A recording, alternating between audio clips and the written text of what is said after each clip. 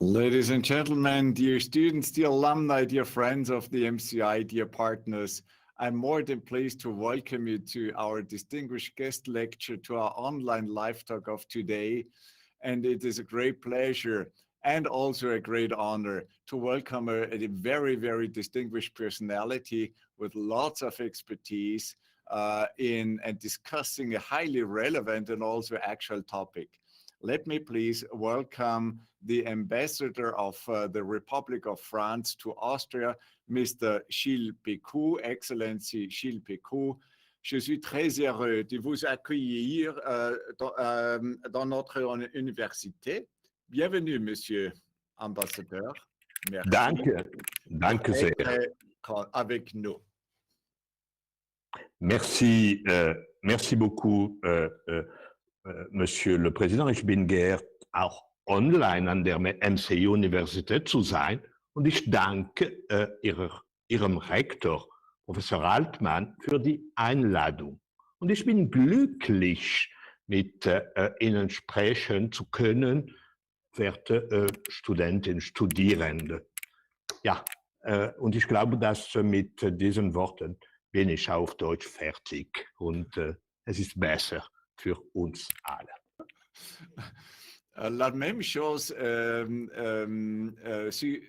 succède avec moi. Yeah? I'm happy to finish my French, which lacks of practice, unfortunately. But a very warm welcome once again to Excellency Gilles Pécout. He is sitting in Vienna now in the French embassy.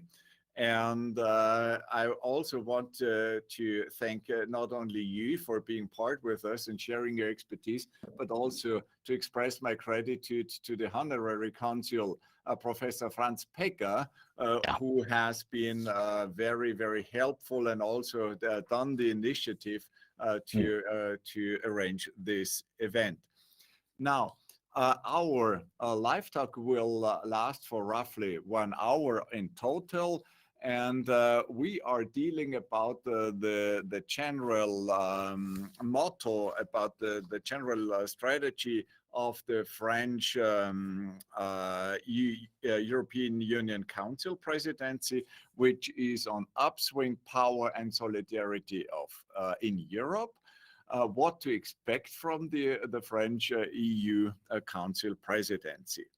Now, we have also the opportunity you in the audience, you have the opportunity to bring in questions, to send questions to livetalk@mci.edu. So I'd be more than pleased to bring in as many questions as possible regarding the topic, regarding Europe in general, regarding France, regarding the bilateral relation, whatever comes into your mind, but especially regarding what Monsieur Gilles Pécout has been telling us. Now, before we dive into the topic, I would like to introduce shortly Monsieur l'Ambassadeur and ask him now or try to make him approachable by a number of questions. Now, how long have you been ambassador to Austria now? More than 1 year, 1 year and a half. I am an ambassador. I am ambassador in Austria since September 2020. And not only, just to say that I am an ambassador I am the ambassador of France in Austria, but it is my first job as an ambassador. Even if I am not so young, I am a young diplomat. Thank you so much also for giving insight into this. And now looking into your childhood or when you studied, did you always dream of becoming an ambassador and perhaps even so in Austria? What I mean, you have been having an academic career, but how did it come about to become to hold such a position? So as I just mentioned, and as you did mention, I am an academic. I am not a diplomat by job. I am, more precisely, I am an historian, professor of late modern history, history of the 19th century Europe, with with an expertise on Italian Mediterranean history and international relation history between France and Europe. I was teaching at the École normale ENS in Paris and the École pratique des hautes Études at the Sorbonne, and I have been visiting professor, not in Austria, to be honest, but in Italy, in Switzerland, in Genève, during many years, and in United States of America. I've been for 7 or 8 years visiting professor, global visiting professor at New York University in NYU. So the problem is that I'm not here to evoke my academic career, and I am here to answer and to explain possibly my passage to diplomacy. Just 2 steps, if I may. The first one is that as an academic, I've been appointed with management and direction functions.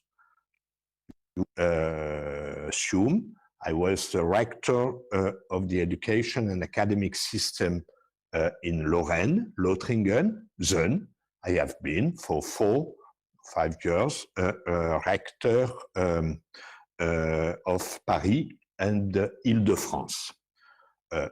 So that's the first step, which was not given as an historian. I didn't think becoming, I don't know whether or not it's normal or natural, but I didn't think initially to become responsible in the university, and for France, rector is both responsible of the educational system of a region.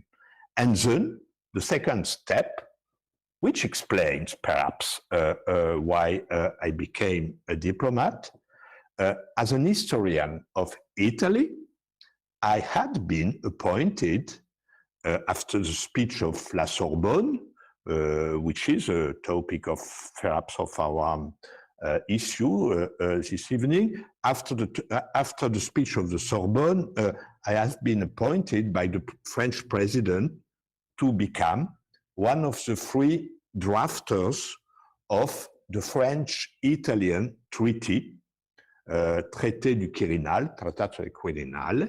So I had, when I was rector and professor, I had this little diplomatic mission. And after my mandate of a rector, I've been appointed as an ambassador for the French, by the French government, because there is in France a tradition, as in other countries, I don't know whether or not it does exist in Austria, but the tradition to designate some ambassadors coming from the academic, intellectual, supposed intellectual or artistic life. So it fell on me, and I didn't choose to come to Austria, but if I had the possibility to choose, I would have chosen to come to Austria, even if I'm not really fluent in German. And I don't speak very well German, but I knew Austria, and I knew really the history of Austria and Austria. We were used to come to Austria with my wife, who is a professor of German, German literature. We were used to come in Austria. Yeah, and that's all. That's to sum up, given that it should be interesting, these 2 steps explaining why from academy I became a diplomat. Thank you so much, Monsieur Pécout, Excellency. You know, I think you have something in common with many Austrians, at least with me. As an Austrian, we are considered by Germans that also for an Austrian, German is the second language.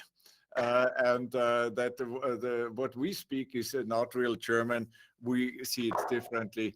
German is a different accent from our language. I think you may perhaps have experienced this feeling in Austria and in Vienna. Yeah. I'm not so good in German to experience it, but anyway, I could experience that there is a great linguistic way, gentillesse, bienveillance in Austria. When you make some efforts to speak German, you are considered to manage and to be successful, even if it's wrong. Thank you so much for being so kind. Now, we have been arranging or agreeing to talk about the motto, the topic of the French EU Council presidency, and it is upswing power and solidarity in Europe. And it goes together. I think it was strongly based on the initiative of President Macron himself. Yes. Not just by administration, but I think it is his personal strong will to go into such a direction. And he has also quite a number of applications. The one is positioning France within Europe, now positioning Europe within the world, and going into such a global also perspective of where should Europe try to be in a couple of years from now. What do you think is the most important, the pillars of this strategy? As you did mention, our motto is this trinomial. In the history of my country, France, we sometimes like using mottos which are trinomials. The most famous is the official motto of the Republic: Liberté, égalité, fraternité. Liberty, equality, fraternity. As you know, elaborated in France after the French revolutions of 1789 and 1848, and registered in our century and in our constitution. So, why do I repeat this? Because I think, and it's not only a rhetoric way of thinking the reality and history, that the trinomial delivers an impression of coherence and fullness. That's why it's difficult to separate one of them. What about our current three terms? Recovery, power, and not exactly solidarity, even if solidarity is really, really in the heart of our motto. The three, to be exact, the third one is belonging, sense of belonging. Aufschwung, Stärke und Zugehörigkeit. And if I had to abstract one of them as the most important, I would choose the three ones. Power. Power is a way to mean a more sovereign Europe, focusing on the reform of Schengen, of the strategic compass, and of the new relationship with as a country. And it's really important. Relations with a country outside of Europe, as the Balkans, and above all, with as a continent, starting by Africa. By the way, Africa, our president did repeat it, our foreign minister, Jean-Yves Le Drian, too, the relationships with Africa is not only for France, but for Europe, a necessity, and has to be thought as or rebuilt as a new relationships. The second notion is recovery and through a new model of growth. If I may, in the history of humanity, we are now crossing a new periodization of the progress of the recovery. And it is important to have this, to be aware of this, because even for our president in the speech of the Sorbonne in September 2017, and now in the first speech of our presidency, history is very present. And I'm not saying this because I am an historian, but it's a reality. And so we have a new periodization. After the 19th century of the positive vision of progress, after the 20th century, which was an age of the ambivalence of progress and growth, with a real conflicting notion of progress, we are now fully supporting a new vision of growth as production, innovation, but production, innovation in close connection with the respect of the environment, with the nature, and with the social cohesion. And for me, it's really a great and an important idea, a key notion of our presidency, this idea to reconciliate. It's quite pedestrian, it's quite simple, but it's very important to reconciliate progress, growth, and environment transition and the social cohesion. With the notion of recovery, relance, we have both the economic notion and the social one, the social agenda, which has been launched after Porto, after the summit of Porto. And that's a way of remembering that our presidency is in the wake of the two previous, or the three previous, the German, the Slovenian, and the Portuguese. The third axis is not only solidarity, the third axis is the Europe of the human values, of the European belonging. I think it's really important for the youth, and it's appearing through the project of the Conference of Future of Europe. So if I add, to sum up, I'd say that in all these three notions, key notion, there is the idea of youth, of young people, the idea of rebuilding Europe, and rebuilding a vision, a positive vision of Europe, and refounding something like a desire for Europe, un désir d'Europe. Thank you so much for giving not just your personal view, but sharing this philosophy, this great ambition of this presidency. Now, do I understand and perhaps interpret it correctly if I say in the term, in the goal of recovery, and also in the goal of strength, and also in the goal of a sense of belonging? In all three goals, there is one core element, or several, but one very important, which is values. Yes. Values. Yeah. Yes. When it comes to recovery, to re-strengthening the economy of Europe and enable Europe to support the ecological and also the digital transition. This is also a matter of value. Ecology, do we have a commitment to it within Europe or not? And also when it comes to strength, to the strength to defend and promote our values, and also our interests. And again, when it comes to a sense of belonging, they're perhaps even the strongest, to build and develop a shared Europe vision that is also very, very much an element of values. Yes,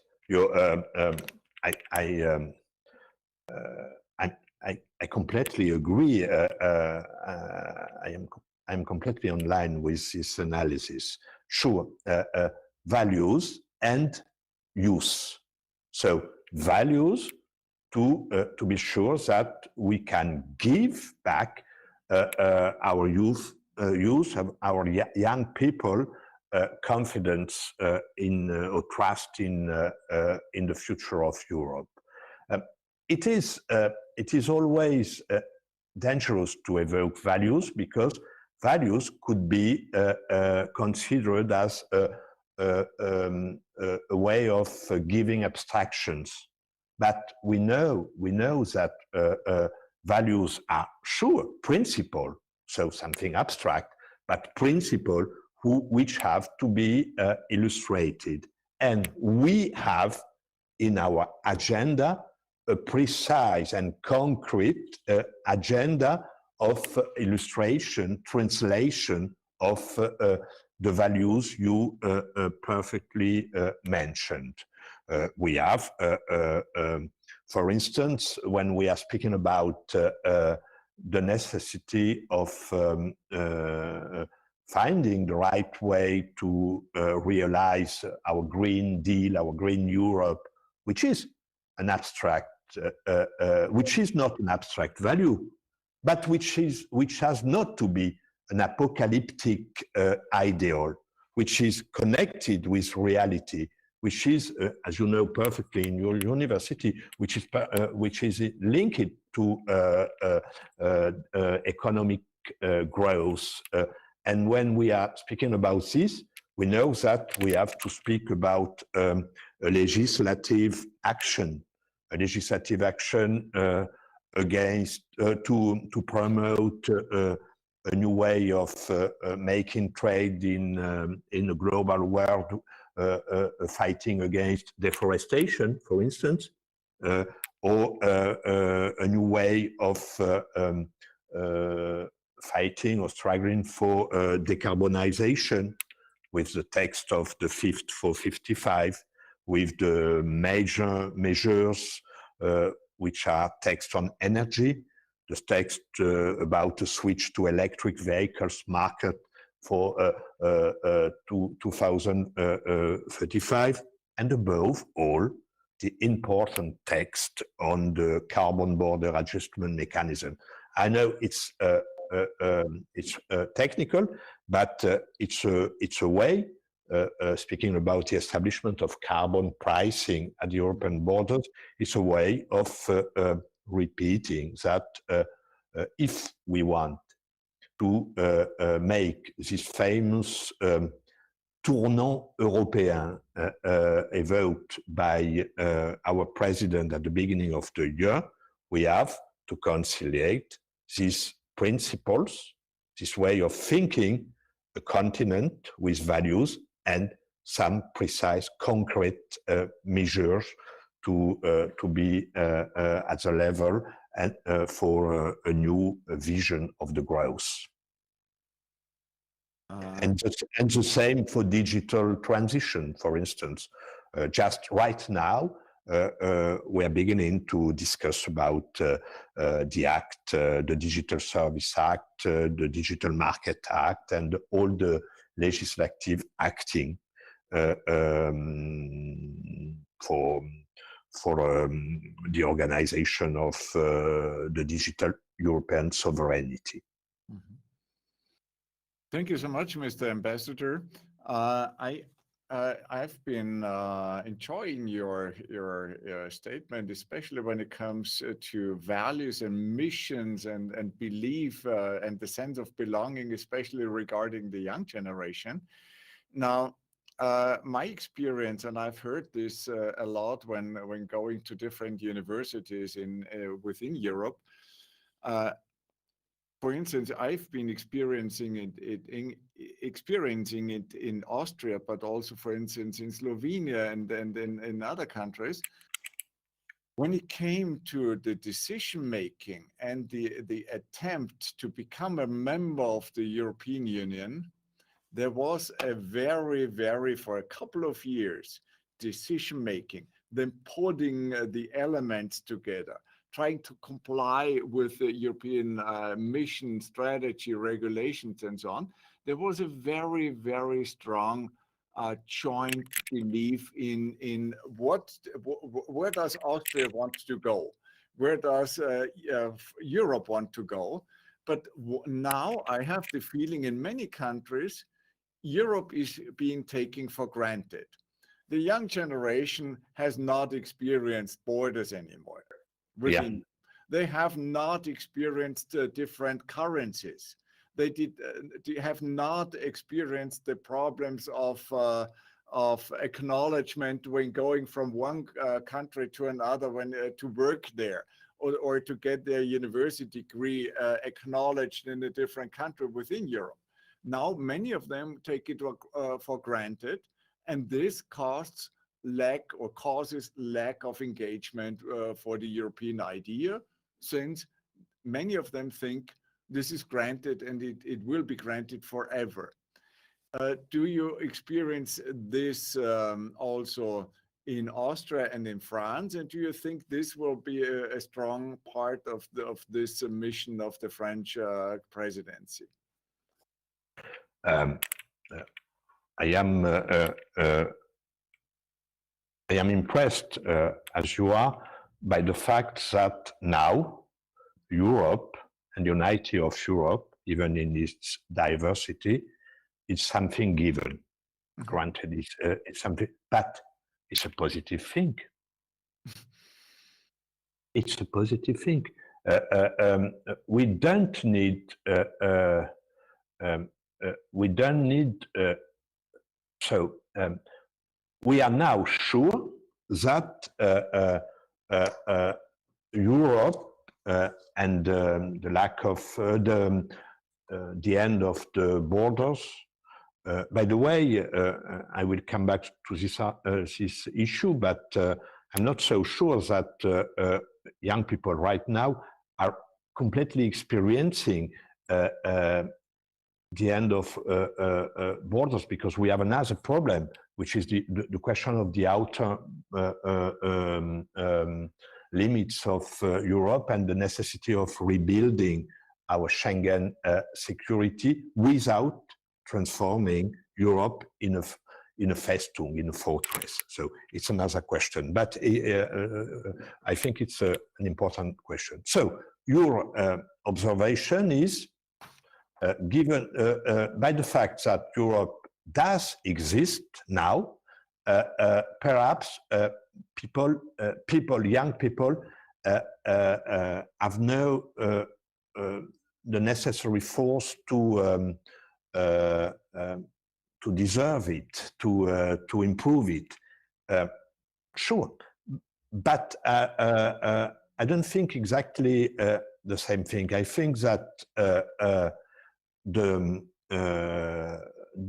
commitment, l'engagement, has simply changed. The first one was a commitment to the first step was to be committed to have a continent as a geographical and cultural unity. The second step was during the 20th century and after the treaties of Rome, to be sure to have European country linked by cooperation and solidarity, which is really important. And the third one should be to be sure to have a solidarity in Europe, but to be sure to identify themselves in a powerful and in a sovereign area of civilization and of values. So unity, solidarity, which is and cooperation, and now sovereignty for the young people, without the meaning of hegemony. Sovereignty is not hegemony, as we know perfectly. Mm-hmm. and it's another and it's another form of commitment of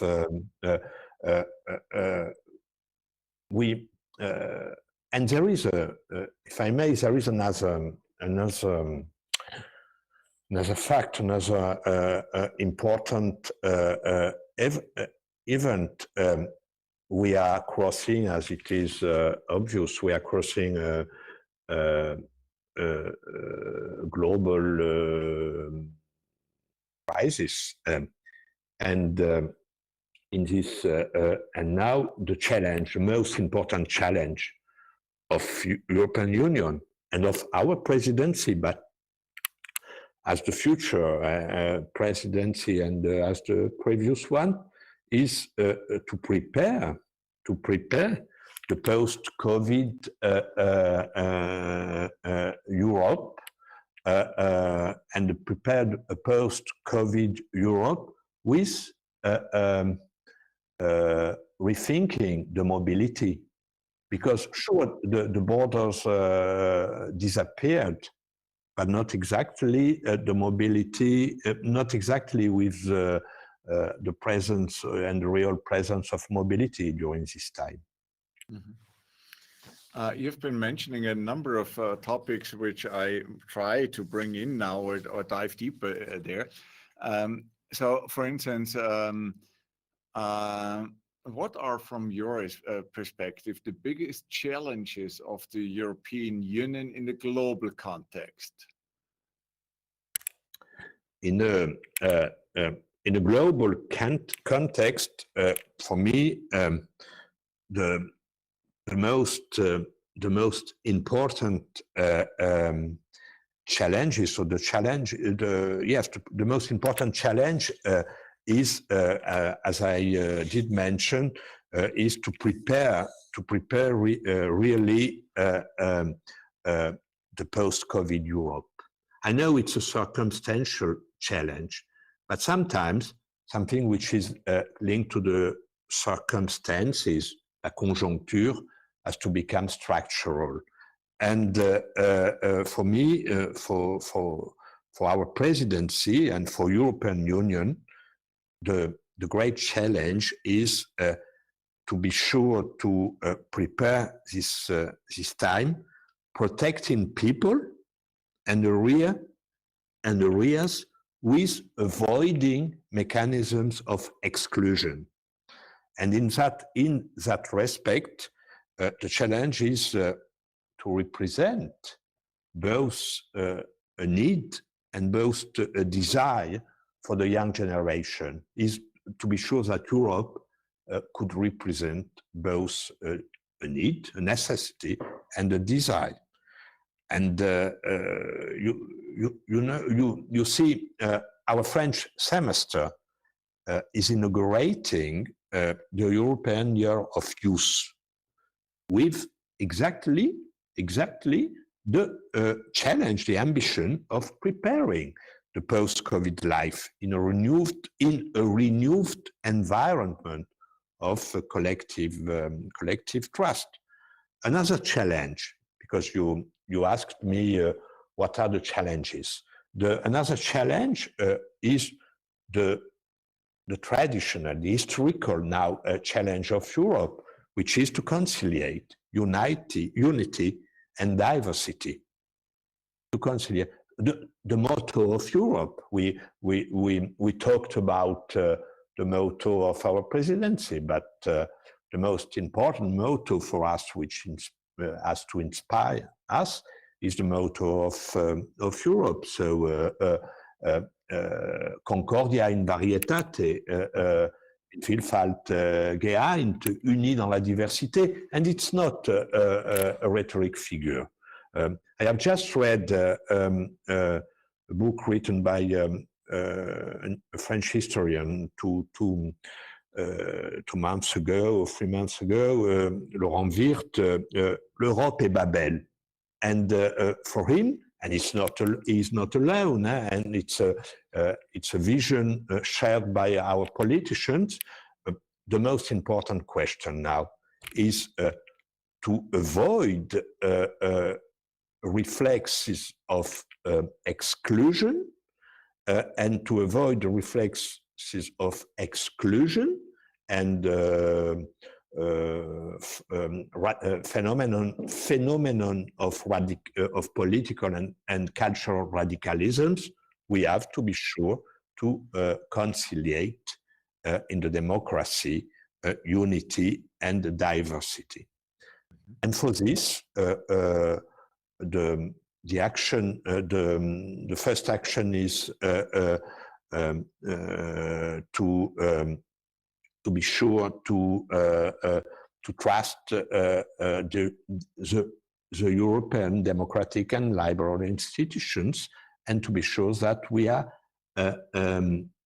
are able to explain to the people the functioning of our institution. And another and final aspect of our challenge is to remind that our Europe, and it's an ambition, a goal of our presidency, is a geopolitical presidency, a geopolitical vision, a far-reaching vision of Europe based on a geopolitics of solidarity in the world. It has been, I remember, it has been explained by the Minister of Foreign Affairs in France, Jean-Yves Le Drian, and with young scholars, researchers of the journal Le Grand Continent last year or last month, I don't remember, but I have this text, and it's very important to have in mind that our geopolitics, our presidency, is a way of insisting, of stressing the geopolitical dimension of a sovereign Europe in good relationships of neighborhood with the rest of the world, sure, but even with the rest of the continent, the Europe, which is not included in the European Union. Thank you so much. Questions keep coming in on my screen, and one of them is being asked by Mr. Milos Lazendic. He is an MCI alumnus from Laibach, Ljubljana. And he expected, actually, when it comes to the global challenges of Europe in the presidency of France, he expected to be more precise on what is the relationship towards China, towards Russia, towards the United States, towards Africa, and so on. And perhaps I may bring in, I mean, there has been a long-standing strategic alliance, more or less, and friendship between France and Russia. Now, how to behave as Europe, as a European Union, towards these global regions?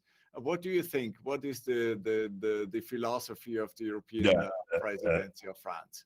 The philosophy, being very broadly speaking, the philosophy of the French presidency is to promote, and really to promote, multilateralism and to avoid bipolar or bilateral confrontations. That's our philosophy, our European philosophy, and not only French, but our European philosophy with the Indo-Pacific, for instance. We don't need a new bipolar war in the Indo-Pacific between, I don't know, China and the United States, even if I know that it's not the ambition of American China. But we want to be sure that Europe is here to be a sovereign continental political and defense force, and to avoid, I repeat, a bilateral, bifrontal and bipolar relation. For instance, with Russia and with all the questions, the current underway questions. We know perfectly that OTAN, NATO, and Russia are the two interlocutors of an important dialogue, but Europe is here, is still here. OSCE, Europe, and Europe is here. And when we are speaking about rebuilding Schengen area, we are speaking about this too. We are talking about the necessity to have new regulation, common regulation mechanisms in case of emergency, of crisis, like we unfortunately crossed in the last months. So, and with China, but China is not the enemy of Europe. China is present in Africa, good. China, but we have to be there too. Mm-hmm. So multilateralism very often is also assumed to be a form of translation of divide et impera. I assume this is not the background of the philosophy of multilateralism in the French philosophy. Or how do you think? I totally agree with you when you are adding that it's not our meaning of multilateralism, because multilateralism is not a translation of realpolitik and une politique de rapport de force. Multilateralism is sure a way of being sure that the common interests are respected, and the common interests of Europe and the common interests of some countries of Europe out of Europe, but is a way of defending some transnational ambitions. For instance, multilateralism in Indo-Pacific is a way of protecting or making or being sure to have progress in the environment issue in the rule of law, for instance. I'm not saying that we have a mission of universalism. I'm just saying that we are sharing values. Mm-hmm. These values are considered as good values, and we have not to make extreme relativism about this. We know that they are good values, and with multilateralism is a way of entering, of being sure that we have the means to defend and to promote, when it is necessary, these values. Safety, security, environment, rule of law are more are easier to defend in a multilateral situation or in a multilateralism context than in a conflictual, bilateral and bipolar situation. In this respect, there's also some elements of realpolitik in it, but obviously this is not the predominant meaning as you've been describing. Now, I received another question from Mr. Felix Lemke. He is an MCI student, presently sitting in Berlin, Germany, and he wanted to look into Europe and not outside of Europe, and wanted to know, is the post-war Franco-German strategic alliance still alive? Sure. It's not an exclusive one, but it is, yes. And we have now to consider what is the future of our bilateral relationships, but it's a way of considering that Europe may be not built, but maybe the values of Europe, sorry, may be promoted through bilateral alliances, which a broader meaning and with how to say it, there is an historical reason to have particular and specific relationships with Germany, and it works. It has worked. Mm-hmm. To the benefit of Europe, I think, and yes, to all yes, of us. yes, yes. I'm sure of this, and but it's not an exclusive one, as we are observing in other areas out of Europe. Multilateralism also within Europe, so to say. And, yeah. I think you also expected this form of alliance and close friendship between the two countries, France and Germany, also with the new German government, especially given the fact that the European Commission President, Ursula von der Leyen, was actually based on the initiative and the proposal of Emmanuel Macron, the French president. So this is also a symbol, a signal, but it creates confidence, doesn't it? Yeah, yeah. Our president, the French president, so the European issues, I'm coming back to a broader issue, sorry, but the European thematic for President Macron is not a recent one. I have reminded the speech of La Sorbonne in 2017. Mm-hmm. I cannot hear you now. The diplomats who are here. Mm-hmm. Sorry. Right. Now I can hear you again. You hear? Thank you so much. There was a little interruption, but don't worry. Mm-hmm. No, okay. Thank you, sorry. So that was to say and to insist on the fact that in France, the European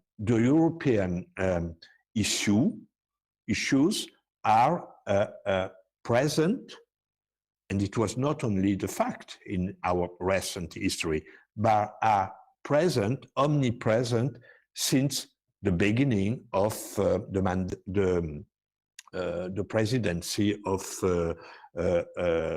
Emmanuel Macron, and it was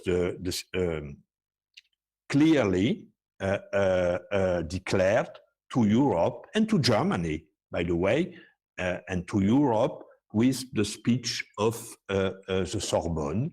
I don't know whether or not you have you were listening to this, or it was possible for you to hear. I was talking about this, and in the speech of the Sorbonne, they were a lot of proposal, concrete and broad proposal to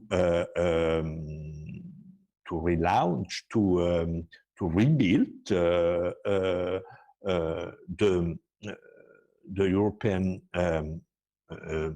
European functioning and the sense of belonging in Europe. And it was not only a way of addressing these thematics and these topics to one or to two countries. It was general.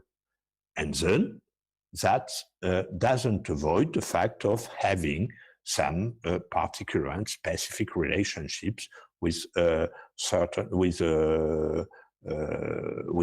countries, with Germany, obviously. But for instance, we had a bilateral treaty with a European dimension with Italy. It has been signed in last November, the Treaty of Quirinal, and so on. Mm-hmm. Now, I have a question from a French exchange student at our university, Monsieur Xavier Renaud. He is presently, I assume, in Lyon. At least this is his address. And he asked me now, what is the French EU Council presidency's philosophy on countries within Europe which have a certain tendency to go their own way? I assume he means perhaps Poland, Hungary, and similar countries. At least he says Eastern European countries. Is there any precise message in which you would already see? No, I can understand the reasons of questioning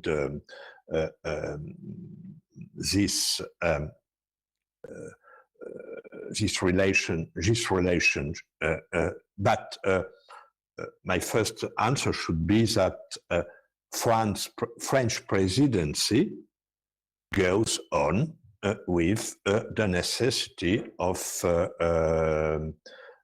being sure that the rule of law is respected. Rule of law and cohesion. Yeah. Yeah. Now, a dear friend of our university, Mr. Mahinder Kari, he sits in London. He's also one of our distinguished guest lecturers. And he asked me, I read it now, the 100 Years' War was an intermittent struggle between England and France in the 14th and 15th century. Yeah. But why is this still continuing? He questions. There appears to be no love lost between the two nations. Love lost between the two nations. Can you please comment in non-diplomatic language? Yeah. In non-diplomatic language, I don't know, because now I'm speaking as a diplomat. But if I may, I could use my language, my professional language of an historian. No, it's not right to. I don't know. I don't say that it's wrong, but it's not exactly right, exact to say that relations between England and France are in a complete and a permanent state of war or of enmity or of diffidence. No. During the 19th century, during the old 19th century, the model of intellectual and even of economic life in France is England. There is a history of Anglomania to write in France. And I remember some discussions with some colleagues when I was a professor and some of my students. I am very interested, I was very interested, and I am always very interested, both as a diplomat and as an historian, by the question of international and transnational friendships in Europe after the French Revolution and during the 19th and the 20th century. Europe and the world, the entire world, are dominated by this idea that public opinions could be enemies, but the most dominant sentiment public, to tell this like Anatole France, the French writer at the end of the 19th century, the most important and preeminent public opinion is the idea of imitation of international friendship, and there is a positive relationship between the public opinion and the public elite and the intellectual and social elite in France and in England. not an exclusive positive relationship. I'm not saying this, but not so negative,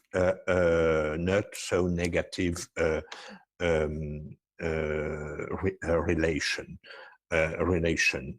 between the two. So now the question is only the question of the degree, the level of acceptance for Great Britain, for instance, of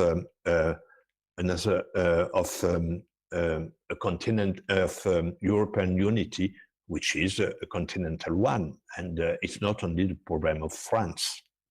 So true, yeah. And I mean, France and the United Kingdom have been Waffenbrüder also in the 20th century, not just in the Exactly. A brotherhood, yes, a martial and a brotherhood, yes, sure. Yes, you're right, yes. Again, real politics coming in. Now, I have a question from Monsieur Florian Gasser, he's research assistant and deputy executive director at the University of St. Gallen in Switzerland. Yeah. And I'll read, excuse me, the question, which is a bit longer. The Ambassador Pécout, thank you for your insights about the future of Europe.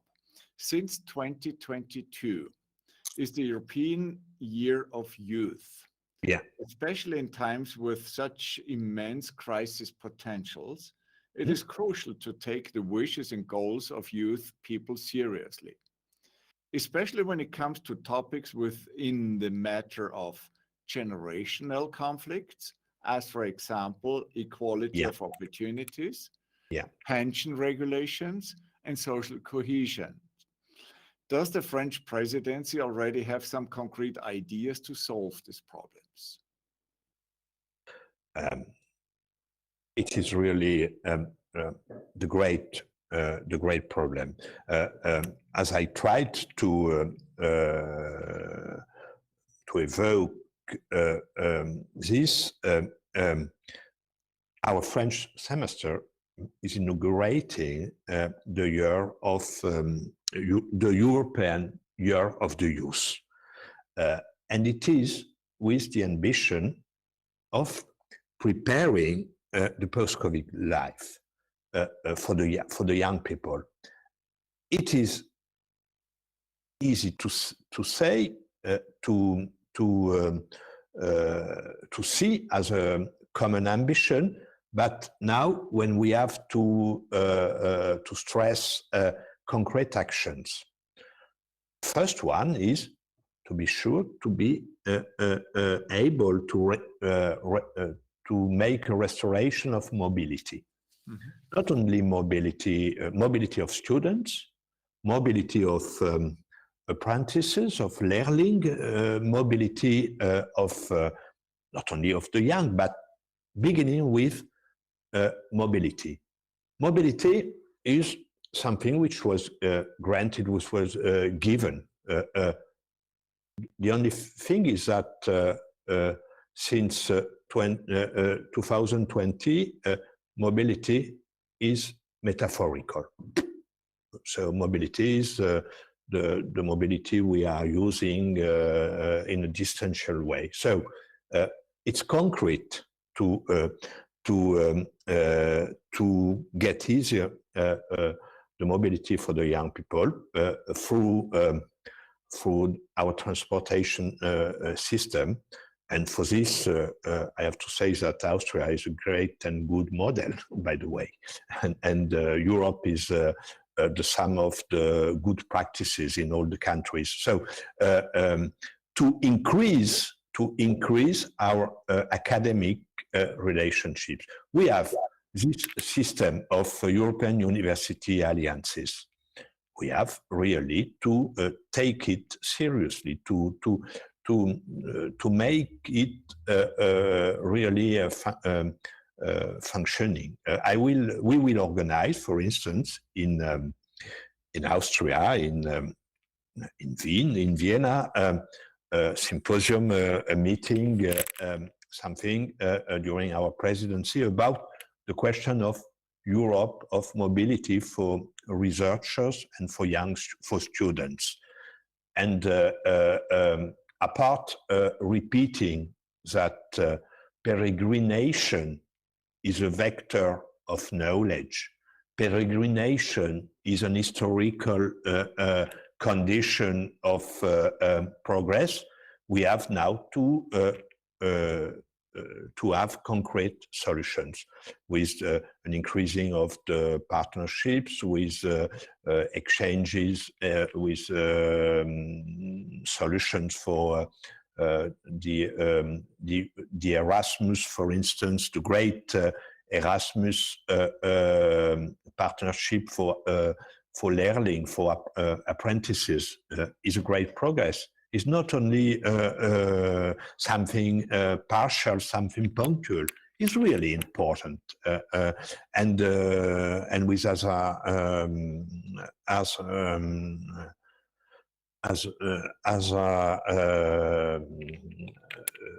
examples. Mm-hmm. And for social is not linked. Social question and conditions are not only linked, connected with the question of youth, even if for youth is the most important, because we are making their future, the future of young people. But we have a social, the French presidency has a concrete, very concrete social agenda with the question of equality, of conditions of work between women and men, with the question of defending and protecting the workers of the platforms, and with another point, which is not a consent point, which is a point of discussion in the different countries, with the question of defending a minimal wage, a minimal European wage, which is not exactly a point of convergence, for instance, in countries like Austria, which have an historical, which have already historical conditions of good relationships with workers and the managers. Thank you so much, and also for expressing, the importance of mobility, which is not just a territorial, regional, or international issue. It is also a social issue, an issue of opportunities. Being mobile when it comes to opportunities, to professions, or to qualifications, and so on. Now, I need to come to an end as time is running out, but perhaps very short questions. One is comes from myself, and it goes together with another question of Mr. Mahinda Kari from London. And my question is, what has been your impression of Austria so far? And the one of Mr. Mahinda Kari is, what's one quality of the Austrian people that you admire?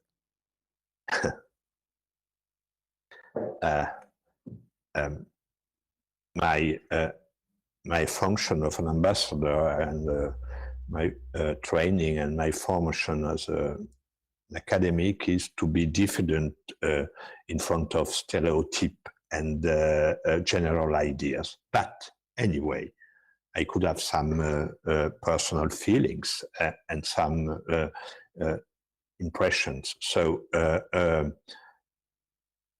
I am positively, how to say it without being ingenuous, I'm very happy to be an ambassador in Austria. I'm very happy. Why? Because I was appointed with a mission of increasing our intellectual, academic, cultural, artistic relationships, but starting with a situation of bilateral relationships in the political and the economic sectors, which are good and very good. So it's easy to work in Austria. I would like to be sure that it's easy to work in France for an Austrian diplomat, but it's easy. Why? Because there is no prejudice, negative idea about France, even if something with a certain dose of humor and perhaps of clairvoyance. France is considered as la grande nation, and my duty and my mission is to show that we have an history as the other countries, and we are really very modest in front of what could represent the literature, the art, the culture, and the heritage of such a country as Austria. So, if I had to answer with only a quality for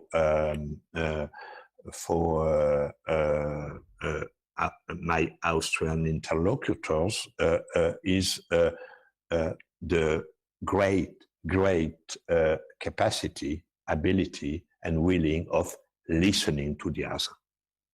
And that's right, and listening till the end of the sentence of the interlocutors. What you are exactly doing with me, and I thank you. I'm not sure whether this is true between, you know, the relationship between husband and wife. Always there may be different experiences once in a while, but let's come to an end.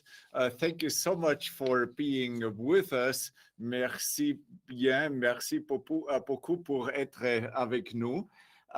Last question, French wine or Austrian wine now? Both. That's nice. Both. Weiß Österreich Wein und red French wine, and even red Austrian wine from Burgenland. So both. And actually, you know, also, I think it's a good advice with wine to also keep multilateralism with wine. Yes, we have all of them if we can. Thank you so much for being with us. Danke sehr. Bis sehr bald. Bis sehr bald. And thank you all also to our to the audience. Thanks for all those who have been sending questions into me. Please apologize if I could not bring in all of them. There's a number of them, especially towards the end, which have come in. So please, please apologize for not being able to bring them in, as we need to close down, come to an end. And thank you once again, Monsieur Ambassadeur Gilles Pécout, Excellency Gilles Pécout. We hope to stay in touch and to work together. Yeah, thank you so much. Enjoy the evening. Bonsoir. Bonsoir.